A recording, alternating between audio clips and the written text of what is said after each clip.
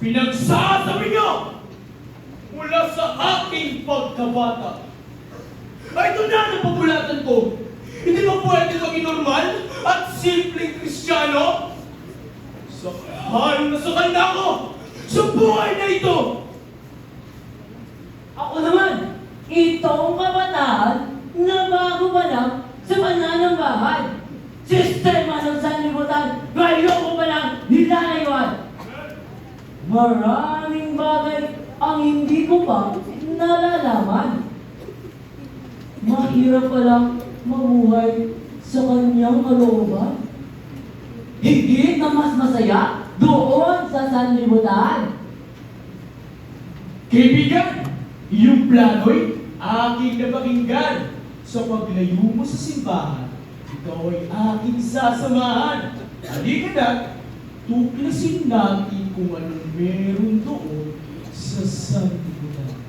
At ang pagiging Kristiyano, sabay-sabay natin iwanan. Buti naman, may makakasama na ako. Akala ko magiging mag-isa sa aking paglayo. Wala namang mawawala kung tayo'y hihinto. Halika na, samahan mo ko. Hinto!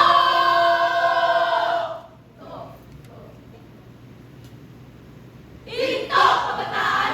Desisyon mo'y paglaluhan. Ugaling hindi maganda'y check! Iyon ang bawasan. Mga padalos-dalos, buwan na galawan, itutulad sa'yo, sa'yo'y tiyak na kapamakan. Kaya, kabataan, ikaw ay magdahan. Dahan. At pag-uway mali ay hindi palitan. Anong palitan? Hindi na namin kayo papakinggan. Sa paglayo namin sa simbahan at sa pagtalikod sa kanyang kalooban, huwag nyo kami papakilaman. Nais lang namin ng kapayapaan na mabibigay ng sanlibutan. Kung kaya kami, inyo lang bayan. Tigil, kabataan! Baka ikaw! Ikaw ay nabibigla. Alalahanin mo muna kung saan ka nagsimula, kung gaano kasaya sa pag-aakay ng kaluluwa. Ang reko sa pagbabasa, pakikinig ng Biblia. Hindi pa huli ang lahat upang muli kang mag-umpisa. Panginoon nating Diyos, kalalagi ay pag-asa. Pag-asa, alam na namin kung saan yan makikita. Kahit anong gawin nyo, hindi na kami mahihila. Kaya na namin sumaya na malayo dyan sa Biblia. Kung kaya pwede ba, hayaan nyo kami sumaya. Dahan-dahan ka muna, kabataan! Tahakin na iyong pinili, iyon ang palitan. Direksyon ng buhay, iyong pagkaingatan. Marami matadamay sa disyong di mo pinag-isipan. Magulang, mga anak, isip na. Simbahan, Are you happy today? Say aloud, amen! Amen! At ating pastor, For God so loved the world! ay hindi ka iiwan. Panginoon, nating Diyos, ay hindi ka pababayaan. Huwag nyo nga kaming pangunahan. Ito ay aming desisyon. Hindi na kayang palitan. At ang lahat ng ito'y aming paninindigan. Kaya't kami, inyo na tigilan.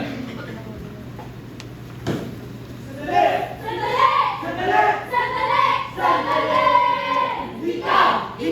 Ikaw muna yung ito at dito'y manatili. At pag-isipang mabuti at tahakin ang iyong pinili.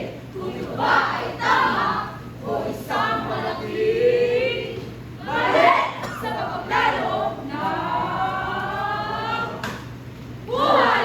Huwag kang magmadali dahil napamangkan ang dulot sa bandang huli. Kung masusunod lamang ang iyong sarili. Sa aming desisyon, huwag kayong mag-ianap.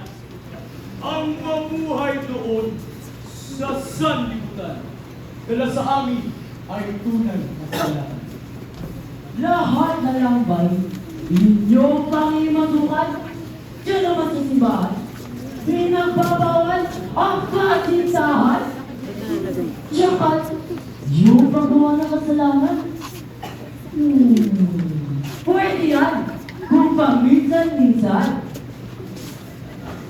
Teka! Huwag kang padalos-dalos sa kabataan. Isyon mo, kahit bilis, iyong ang pinag-isipan. Halika muna dito. Huminto at iyong pagkaluan. Isyon mo, wala sa Biblia. Iyon lang, iyon lang, iyon lang. Iwanan! Puso ng damdamin ay iyong pigilan. Prinsipyo ng salita ng Diyos lamang ang iyong panghawakan. Huwag niyo nga akong niloloko. Salita ng Diyos? Suwang-suwa na ako! Palagi na lang bang prinsipyo? Mukhang mas masaya pa yung nasa mundo. Kabataan, nakalimutan mo na ba ang kaligtasan na iyong kamtan? Kabataan, nakalimutan mo na ba ang itinulong ng simbahan? Kabataan, nakalimutan mo na ba ang pwesto ng iyong pinaglilingkuran? Kabataan, nakalimutan mo na ba yung katotohanan na ang ating Panginoon sa liling buhay ay nilaan? Yung tunay lumana upang kaligtasan ay kapagtan. Diba?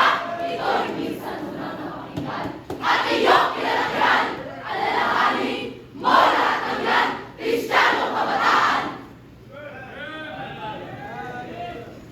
Kaibigan, mukhang sarili na lang natin ang ating pinakikinggan. Naging padalos-dalos tayo. At mayabang, kailangan naman natin bumalik. At ang Diyos ay paglingkuran. Bumalik at mamuhay ulit sa kanyang kalooban? Hindi ba yan ang sabay nating iwan?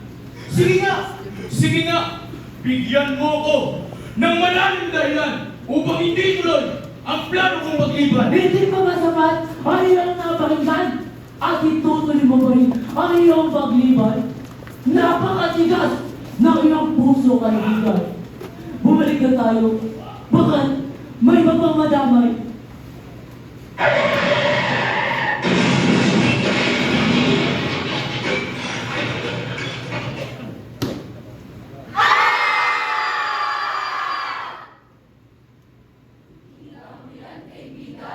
Ito ang resulta ng iyong kayabangan sa pagtalikod mo sa kanyang kalooban. Itutuloy sa atin ay iyak na kasilahan. Sinayang mo lang ang pangangatan doon sa simbahan at ang ating pastor ay hindi mo pinakinggan. Sinayang mo lang lahat ng pribileyo. Sinayang mo lang ang oras sa lahat para ikaw ay matuto. Sinayang mo lang ang panalangin na nilaan para sa'yo. Imbis na manatili, ikaw ay lumayo sa pagiging makasarili. Marami ang tinakay mo. Tama. Tama ka. Ang lakas ng inyong paalala. Dahil sa katigasan ng aming ulo, ay ito ang aming napala. Lahat ng pribileyo namin ay nawala. Ikaw, oo ikaw, na nagpaplanong umalis sa kanyang kalooban at balak iwanan ang tunay na katotohanan. Nakikita mo ba ang resulta kung ikaw ay niliban? Kung kaya, ikaw na kabataan, ito ang munti naming katanungan sa karera ng iyong buhay. Sino ang iyong gabay? National Baptist Youth Conference 26. Ikaw, revive ka na ba? Ikaw, revive ka na ba? Ikaw, revive ka na ba?